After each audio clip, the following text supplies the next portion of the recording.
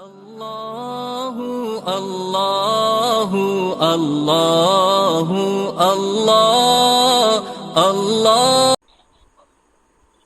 إن الحمد لله نحمده ونستعينه ونستغفره ونعوذ بالله من شرور أنفسنا ومن سيئات أعمالنا من يهده الله فلا مضل له ومن يضلل فلا هادي له وأشهد أن لا إله إلا الله وحده لا شريك له وأشهد أن محمدا عبده ورسوله أما بعد فإن خير الحديث كتاب الله وخير الهدي هدي محمد صلى الله عليه وسلم وشر الأمور محدثاتها وكل محدثة بدعة وكل بدعة ضلالة وكل ضلالة في النار.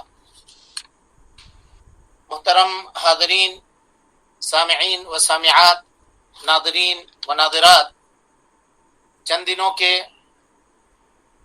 غیر حاضری کے بعد، یعنی اس درس سے غیر حاضری کے بعد اصول ثلاثہ کے اس درس میں آپ تمام حضرات کا خیر مقدم ہے. آواز میری جا رہی ہے صحیح؟ الحمدللہ. اللہ رب العالمین ہمارے اور آپ کے مل بیٹھنے کو قبول فرمائے، ہمارے حسنات میں اضافہ فرمائے اور علم نافع سیکھنے اور اس کے مطابق عمل کرنے، اس کی دعوت عام کرنے اور اس راستے میں آنے والی مصیبتوں کے اوپر اللہ رب العالمین ہمیں اور آپ کو صبر کی توفیق نصیب فرمائے. اس درس میں اب تک کی جو گفتگو ہو چکی ہے، ارکان ایمان کے تعلق سے ہماری گفتگو چل رہی ہے اور اس کے 5ویں رکن ایمان بالیوم الآخر کے اوپر ہماری اور آپ کی گفتگو ہو رہی ہے. چونکہ یوم آخرت کا مقدمہ آدمی کی موت اور قبر سے شروع ہوتا ہے، تو ہم لوگوں نے عذاب قبر کے تعلق سے پڑھا، نعیم قبر کے تعلق سے پڑھا، اور اس کے بعد قیامت کا قیام اور ظہور ہوگا جب انسان اپنے قبروں سے نکلے گا. اس سے پہلے اللہ کے نبی صلی اللہ علیہ وسلم نے احادیث صحیحہ میں چند نشانیاں بیان فرمائی ہیں. اس کے تعلق سے ہم لوگوں نے جو صحیح احادیث کے اندر اللہ کے نبی صلی اللہ علیہ وسلم نے علامات ساعہ یا قیامت کی نشانیوں کے تعلق سے جو گفتگو کی تھی، اس گفتگو کے تعلق سے ہم پڑھ چکے ہیں، اور یا اسی گفتگو میں ہم لوگ تھے. یاجوج اور ماجوج کی گفتگو ہمارے سامنے چل رہی تھی کہ وہ لوگ بنی آدم میں سے ہیں، اللہ رب العالمین کے مخلوق ہیں. اللہ رب العالمین نے ان کو ایک جگہ پر ایک دیوار کے پیچھے قید کر کے رکھا ہے، اور پھر قیامت کے قریب وہ لوگ باہر آئیں گے.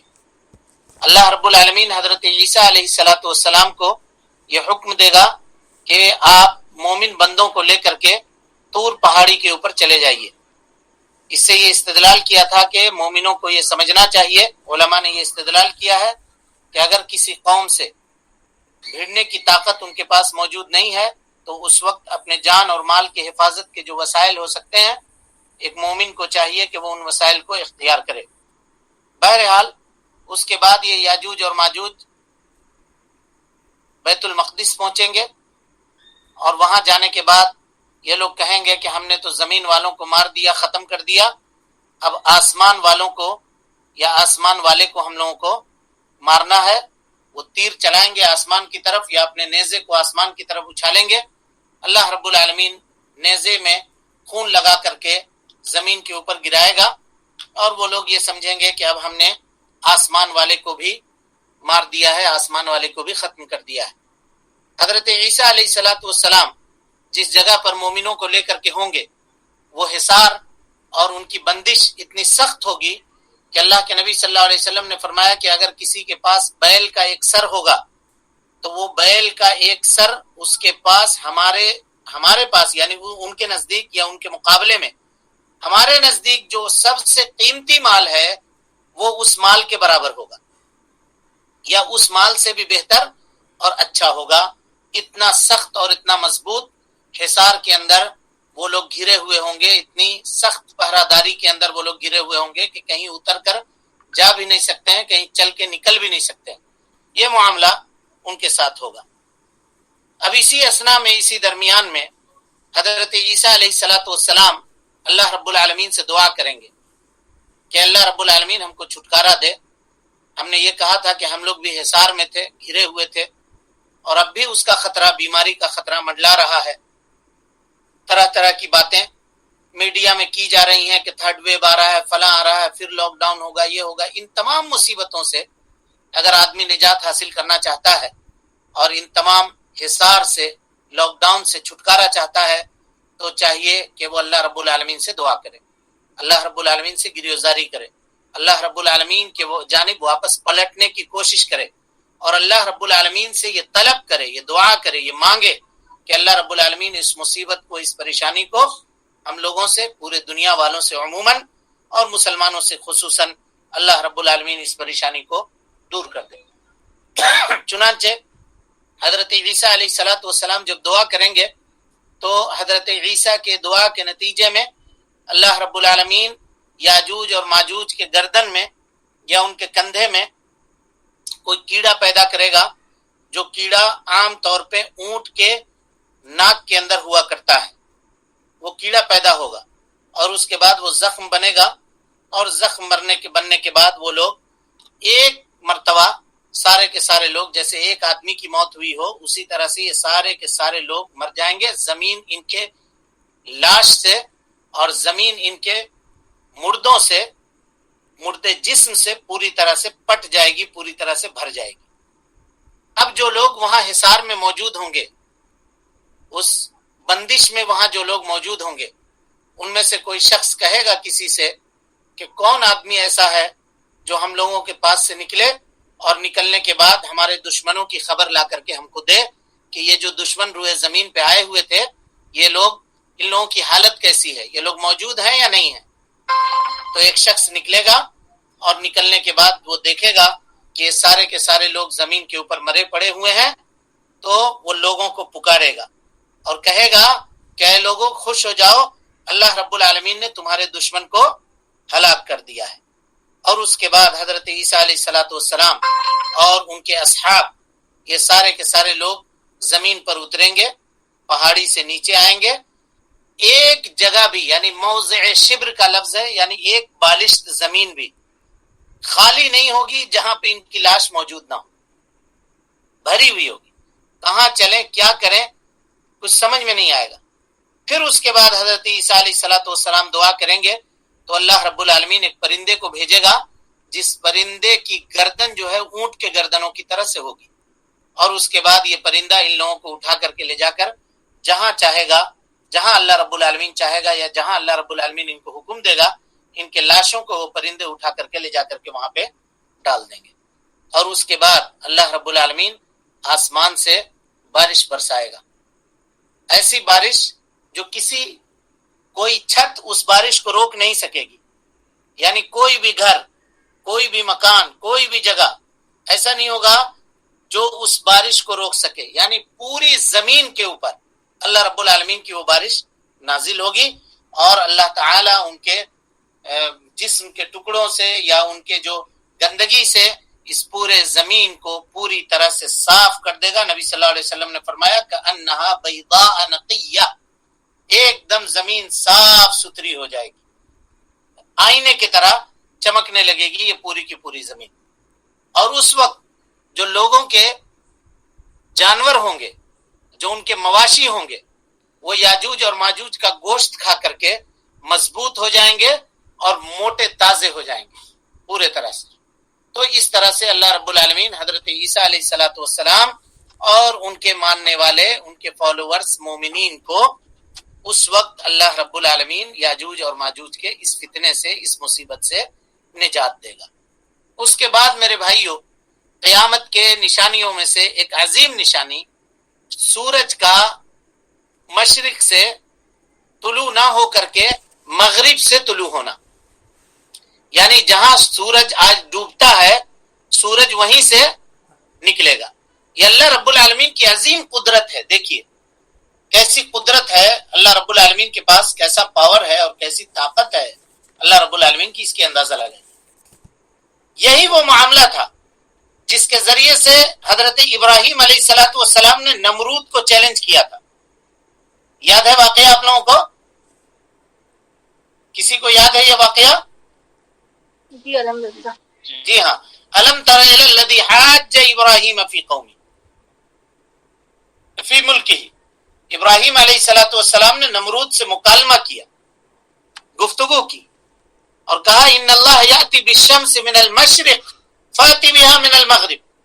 اللہ رب العالمین سورج کو مشرق سے نکالتا ہے، مغرب میں لے جا کے ڈبا دیتا ہے. تم اگر رب ہو، طاقتور ہو، مالک ہو، بادشاہ ہو، اور تم کو یہ صلاحیت ہے تو تم ایک کام کرو، سورج کو مغرب سے نکال کے مشرق میں ڈبا دو. فبہت الذی کفر، تو یہ کافر مبہوت ہو کر کے رہ گیا اور حضرت ابراہیم علیہ الصلوۃ والسلام کی اس چیلنج کا کچھ بھی جواب نہیں دے سکا. لیکن ایک وقت آئے گا کہ اللہ رب العالمین اسی سورج کو مغرب سے طلوع کرے گا. اللہ اکبر. وہ کون سا وقت ہوگا، کیسا دن ہوگا، اس کا اندازہ آپ لگائیے. اپنے قدرت کاملہ کے ذریعے سے اللہ رب العالمین سورج کو مغرب سے نکالے گا. اور جیسے سورج مغرب سے طلوع ہوگا، یہ ہے پوائنٹ، اس کو یاد رکھیے گا. جیسے سورج مغرب سے طلوع ہوگا، اس کے بعد اللہ رب العالمین کسی کافر کے ایمان کو قبول نہیں کرے گا اور کسی فاسق شخص کے توبہ کو بھی قبول نہیں کرے گا. نہ تو کسی کافر کا، یعنی جب جیسے لوگ دیکھیں گے کہ سورج اب مغرب سے طلوع ہو گیا تو اب ان کو یقین ہو جائے گا کہ اب قیامت قائم ہونے والی ہے، لہذا سارے کے سارے لوگ توبہ کرنا شروع کریں گے.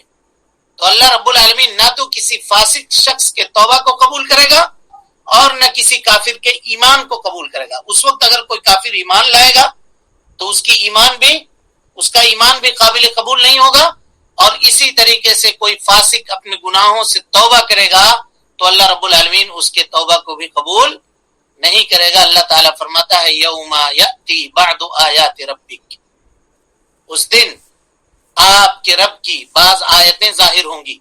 لا ينفع نفس ایمانها لم تکن آمنت من قبل.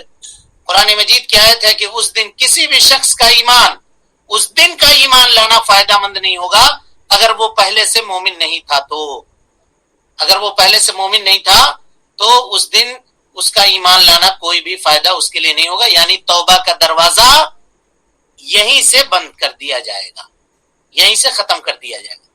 ایک تو توبہ کا دروازہ دیکھیے، اس کا توبہ کا دروازہ اس کے بند کرنے کی دو صورتیں ہیں، سمجھیے اس بات کو.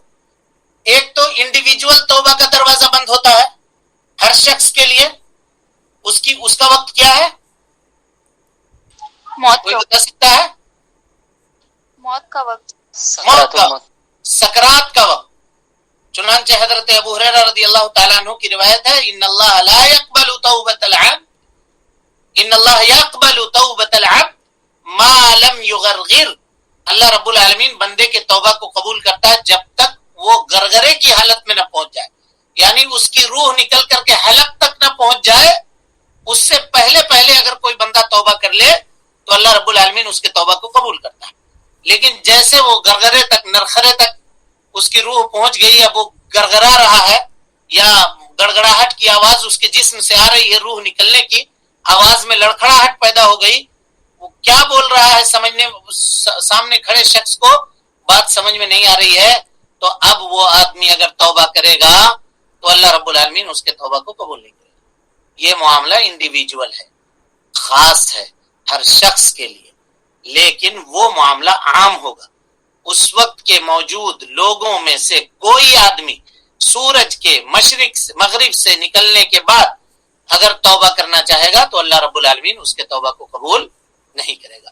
اللہ کے نبی جناب محمد رسول اللہ صلی اللہ علیہ وسلم کی حدیث ہے، آپ صلی اللہ علیہ وسلم نے فرمایا لا تقوم الساعہ، قیامت اس وقت تک قائم نہیں ہوگی حتی تطلع الشمس من مغربها، یہاں تک کہ سورج مغرب سے طلوع ہو جائے. فَإِذَا طَلَعَتْ، اور جیسے سورج مغرب سے طلوع ہوگا، جیسے نکلے گا مغرب سے سورج، رآها الناس، تو لوگ اس کو دیکھیں گے، صبح اٹھ کر کے دیکھیں گے کہ سورج مشرق سے نکلتا تھا لیکن آج مغرب سے نکلا. فآمنوا جميعا، سارے کے سارے لوگ جو ہوں گے وہ سب کے سب ایمان لے آئیں گے. فذالک، نبی صلی اللہ علیہ وسلم نے فرمایا یہی وہ وقت ہے حین لا ينفع نفس ایمانها لم تکن آمنت من قبل او کسبت فی ایمانها خیرا، کہ یہی وہ وقت ہے کہ جس وقت اللہ رب العالمین کسی کے ایمان کو قبول نہیں کرے گا اگرچہ وہ اس سے پہلے ایماندار نہیں ہو، یا اور اس نے اپنے ایمان کے اندر نیکی نہ کیا ہو، بھلائی کا کام نہ کیا ہو، اب کوئی بھلائی کا ارادہ کرے گا تو اس کی بھلائی کو اللہ رب العالمین قبول نہیں کرے گا۔ یہ قیامت کی نشانیوں میں سے ایک نشانی ہے۔ اسی طرح سے اللہ کے نبی جناب محمد رسول اللہ صلی اللہ علیہ وسلم نے فرمایا ان اللہ عز وجل، اللہ رب العالمین یبسط یدہ باللیل، اپنے ہاتھوں کو پھیلاتا ہے رات کے وقت، رات کے وقت اپنے ہاتھوں کو اللہ رب العالمین پھیلاتا ہے، اور اللہ تعالیٰ کے ہاتھ ہے، کس طرح سے ہے اس کی کیفیت ہم کو معلوم نہیں ہے، ہم کو ایمان لانا ہے کہ اللہ رب العالمین کو ہاتھ ہے، کیسا ہے، جیسا اس کی عزت کو، اس کی جلال کو، اس کی کبریائی کو، اس کی عظمت کو، اس کے بزرگی کو مناسب ہے ویسا ہے، مخلوق کے طرح سے ہاتھ نہیں ہے، ہمارے آپ کے طرح سے ہاتھ اللہ رب العالمین کا نہیں ہے۔ کا یبسط یدہ باللیل، اللہ رب العالمین رات کے وقت اپنے ہاتھ کو پھیلاتا ہے، کیوں؟ لیتوب مسیء النہار، تاکہ دن کے اندر گناہ کرنے والا گنہگار شخص رات کے وقت اپنے گناہوں سے توبہ کر لے، اور اسی طریقے سے اللہ رب العالمین رات کے وقت، دن کے وقت اپنے ہاتھ کو پھیلاتا ہے تاکہ رات کے وقت گناہ کرنے والا گنہگار شخص، جو رات کے اندر جس نے گناہ کیا ہے، وہ دن کے وقت اللہ رب العالمین سے توبہ کر لے، استغفار کر لے، اپنے گناہوں سے معافی مانگ لے، حتی تطلع الشمس من مغربها، یہاں تک کہ سورج مغرب سے طلوع ہو جائے۔ اللہ رب العالمین ہر دن اور ہر رات یہ معاملہ کرتا ہے، آج کے دن بھی، آج کے رات بھی یہ معاملہ ہوگا، ہر دن ہر رات یہ معاملہ ہوتا ہے، اور یہ ہوتا رہے گا یہاں تک کہ سورج مغرب سے طلوع ہو جائے۔ امام مسلم رحمۃ اللہ علیہ نے اپنے صحیح کے اندر اس حدیث کو نقل کیا ہے۔ میرے بھائیوں، اسی طریقے سے علامات ساعت، قیامت کی نشانیوں میں سے ایک نشانی جانور کا زمین سے نکلنا، جس کو دابۃ الارض کہا جاتا ہے، دابۃ الارض کہا جاتا ہے، دابہ کہتے ہیں چوپائے جانور کو، ایسے جانور کو جو زمین پر رینگنے والا ہو اور عام طور پر اس کا 4 پیر ہو۔ بہرحال اللہ رب العالمین نے قرآن مجید کے اندر اس جانور کا تذکرہ کیا ہے، وَإِذَا وَقَعَ الْقَوْلُ عَلَيْهِمْ أَخْرَجْنَا لَهُمْ دَابَّةً مِّنَ الْأَرْضِ تُكَلِّمُهُمْ، اللہ رب العالمین کہتا ہے کہ جب باتیں ان کے اوپر تمام ہو جائیں گی، اللہ رب العالمین کا وعدہ پورا اور مکمل ہو جائے گا، ان کی دی ہوئی مہلت تمام ہو جائے گی، اخرجنا لهم دابة من الارض، تو اللہ رب العالمین زمین سے ایک جانور کو نکالے گا، تکلمهم، جو ان سے گفتگو کرے گا، ان الناس كانوا بآیاتنا لا یوقنون، کہ لوگ اللہ رب العالمین کی آیتوں کے اوپر ایمان نہیں رکھتے تھے۔ اور یہ معاملہ کب ہوگا؟ جب لوگ پوری طرح سے فاسد ہو جائیں گے، لوگوں کے عقیدے کے اندر، لوگوں کے دین کے اندر، لوگوں کے عمل کے اندر خرابی آ جائے گی، اسلام ماننے والے بہت قلیل ترین لوگ دنیا کے اندر زندہ ہوں گے، باقی اکثر لوگ فاسق و فاجر ہو جائیں گے، دین سے اعراض کریں گے، اللہ رب العالمین کی نشانیوں سے اعراض کریں گے، تو اللہ رب العالمین ایسے وقت میں قیامت کی نشانی کے طور پر اس جانور کو روئے زمین سے ظاہر کرے گا، نکالے گا۔ یہ جانور کا کام کیا ہوگا؟ جیسے یہ جانور نکلے گا، نبی صلی اللہ علیہ وسلم نے فرمایا مومنوں کو ان کے ایمان کی نشانی مل جائے گی، اور کافروں کو ان کے کفر کی نشانی مل جائے گی، یعنی ایماندار اور کافروں کے درمیان فرق ہو جائے گا، مومن کا چہرہ ایمان کی روشنی سے چمکے گا، اور کافر کا چہرہ کفر کی تاریکی اور اس کے اندھیرے سے کالا ہو جائے گا، کالا ہو جائے گا، یعنی مومن کا چہرہ چمکدار ہوگا اور کافر کا چہرہ کالا ہو جائے گا۔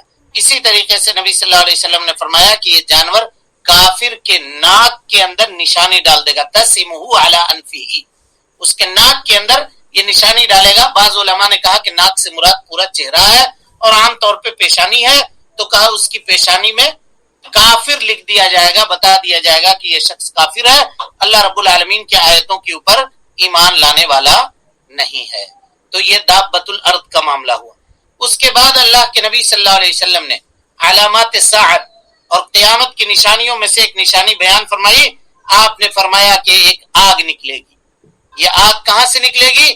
ملک یمن سے نکلے گی، یہ آگ ملک یمن سے نکلے گی اور پوری زمین کے اوپر یہ آگ پھیل جائے گی۔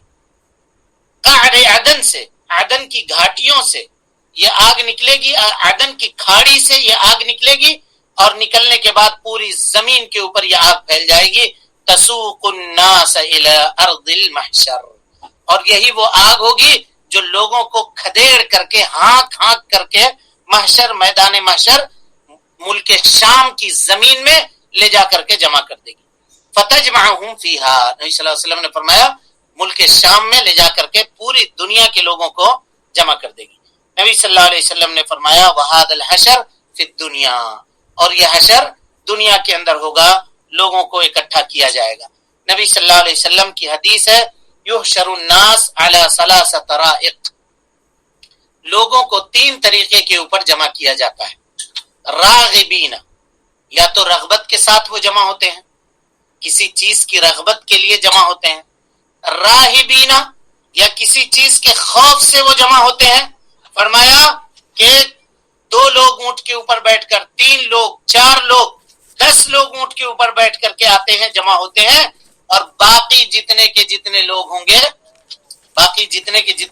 گے ان تمام کو یہ آگ جمع کرے گی اور ان کو کھدیڑ کر کے لے کر جائے گی، یہاں تک کہ اگر وہ قیلولہ کرنے کے لیے رکیں گے، یعنی دوپہر کے کھانا کھانے کے بعد آرام کرنے کے لیے رکیں گے تو آگ وہیں پہ رک جائے گی، پھر جیسے آرام کر کے وہ اٹھیں گے آگ ان کو پھر کھدیڑے گی، چلتے چلتے رات ہوگی، رات سونے کے لیے رکیں گے تو آگ ان کے پیچھے ٹھہر جائے گی، اور پھر جیسے صبح ہو کر کے وہ بیدار ہوں گے تو آگ پھر ان کو کھدیڑنا شروع کرے گی، یہاں تک کہ ان کو لے جا کر کے محشر کی زمین کے اوپر جمع کر دے گی، محشر کے زمین پر لے جا کر کے اکٹھا کر دے گی، جو ارض شام میں، ملک شام کے اندر موجود ہے۔ نبی صلی اللہ علیہ وسلم کی صحیح حدیث اس سلسلے میں ہے۔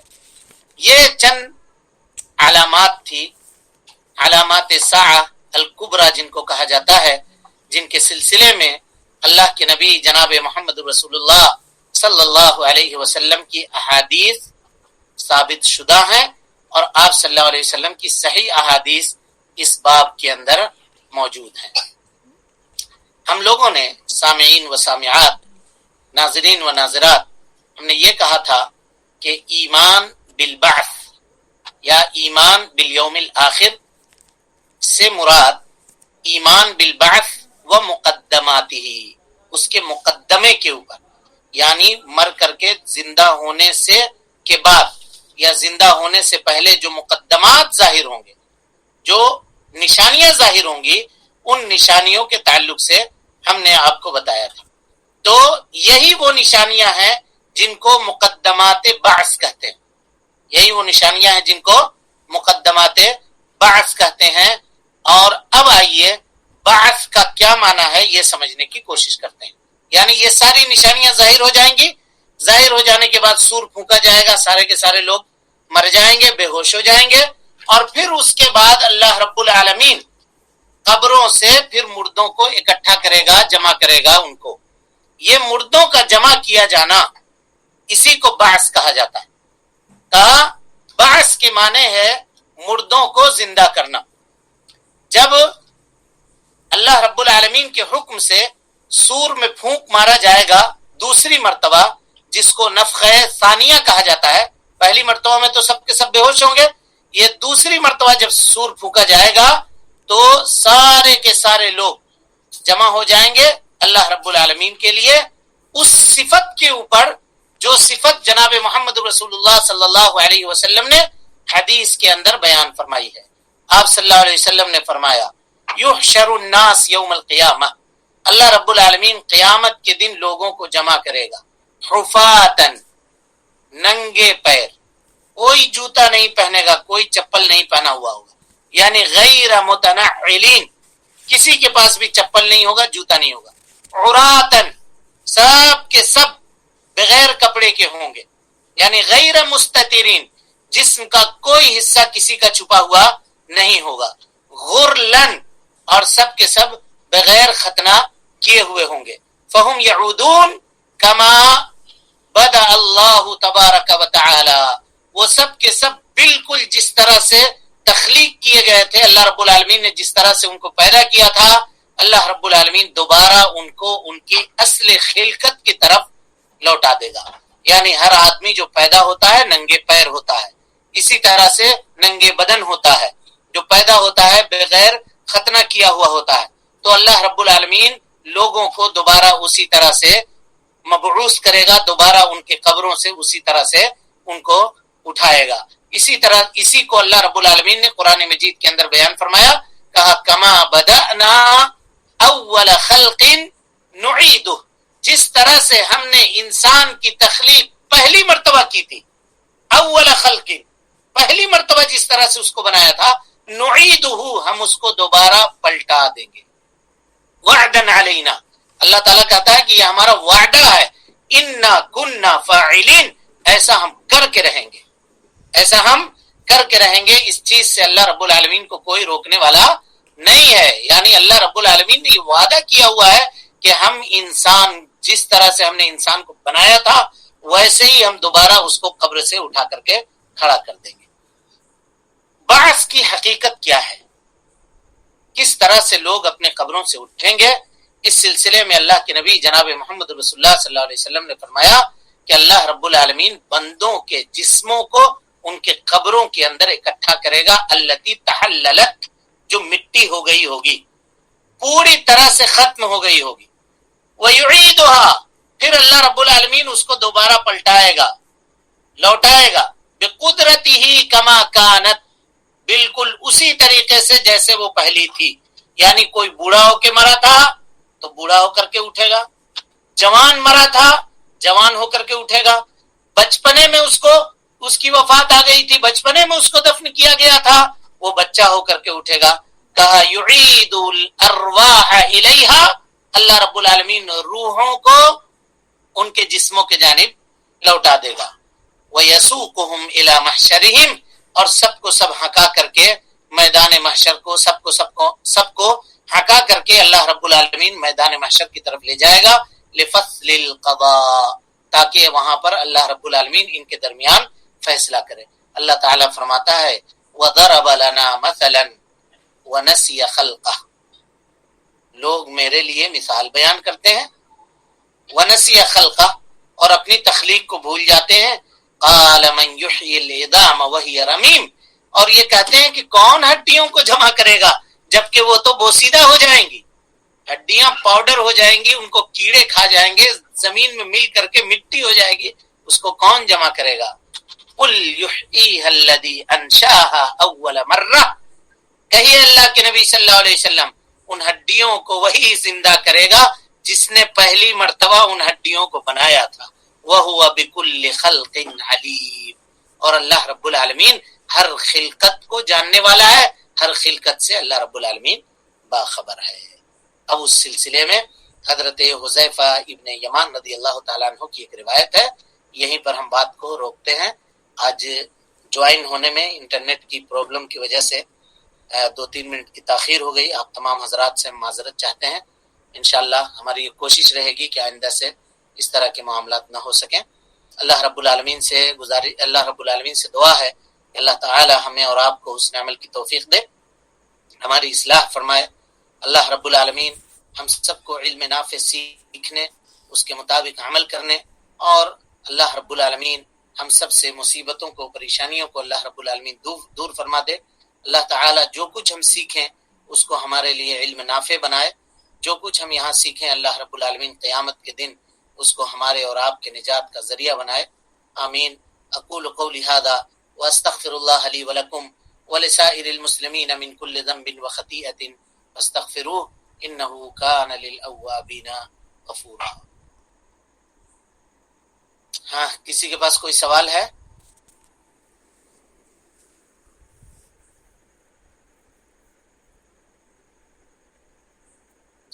کوئی سوال ہے جی کسی کے پاس؟ جانور سورج کا، ہاں، جانور کا نکلنا سورج کی مغرب سے نکلنے کے بعد ہوگی یا پہلے؟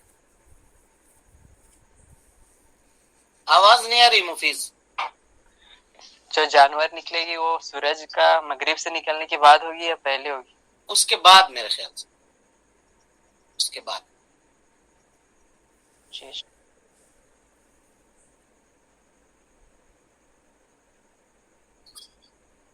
کیا جی درس سمجھ میں آ رہا ہے سب لوگوں کو؟ جی جی الحمدللہ ٹھیک ہے. جی آپ نے جیسے کہا کہ بچے کی روح اور بزرگ کی روح اسی طرح اٹھائی جائے گی. کوئی بزرگ ہے تو بزرگ میں اٹھایا جائے گا, بچہ ہے تو کیا جسم بھی اسی طرح کمزور رہے گا کسی کا اگر موت کے وقت کوئی بہت نہیں, کمزور ہے؟ کمزور نہیں رہے گا, کمزور نہیں رہے گا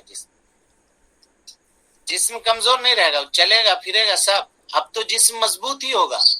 اور کوئی بہت چھوٹا بچہ ہے 2 مہینے کا 6 مہینے کا, ہاں, عمر کے جس مقام پہ وہ گیا ہے وہ اسی مقام پہ اٹھایا جائے گا, لیکن وہ چلے گا. اس کے پاس وہ طاقت ہوگی, وہ اللہ تعالیٰ کی طرف سے وہ قدرت ہوگی کہ وہ چلے گا. اتنا ہی چھوٹا بچہ. ہاں جی جزاک اللہ. اور پھر جب جنت میں جانے کا وقت آئے گا تو اللہ رب العالمین سب کو جوان کر کے جنت میں داخل کرے گا. چنانچہ وہ حدیث ہے, ایک بڑھیا عورت آئی تھی اللہ کے نبی صلی اللہ علیہ وسلم کے پاس اور کہا کہ دعا کر دیجئے ہمارے لیے جنت جانے کا. نبی صلی اللہ علیہ وسلم نے کہا کہ کوئی بوڑھی عورت جنت میں نہیں جائے گی. تو کہا کہ کیسے نہیں جائے گی؟ تو اللہ کے نبی صلی اللہ علیہ وسلم نے فرمایا کہ اللہ تعالیٰ اس کو جوان کر کے بھیجے گا جنت میں, ہے نا. وہ الگ معاملہ ہے. یہاں یہ محشر میں جانے کا, قبر سے اٹھائے جانے کا معاملہ ہے. تو درس ٹھیک ہے نا, سب کو آ رہا سمجھ میں؟ جی الحمدللہ. جی الحمدللہ. کوئی دقت, کوئی پرابلم؟ جی نہیں, ایسا کچھ نہیں ہے الحمدللہ. نہیں سب ٹھیک ہے؟ جی ماشاء اللہ. ٹھیک ہے انشاءاللہ. پھر یہاں سے حذیفہ ابن یمان رضی اللہ تعالیٰ عنہ کی روایت ہے اس سلسلے میں, بخاری کی روایت. کل یہاں سے انشاءاللہ کنٹینیو کریں گے. السلام علیکم ورحمۃ اللہ وبرکاتہ. اللہ اللہ اللہ اللہ اللہ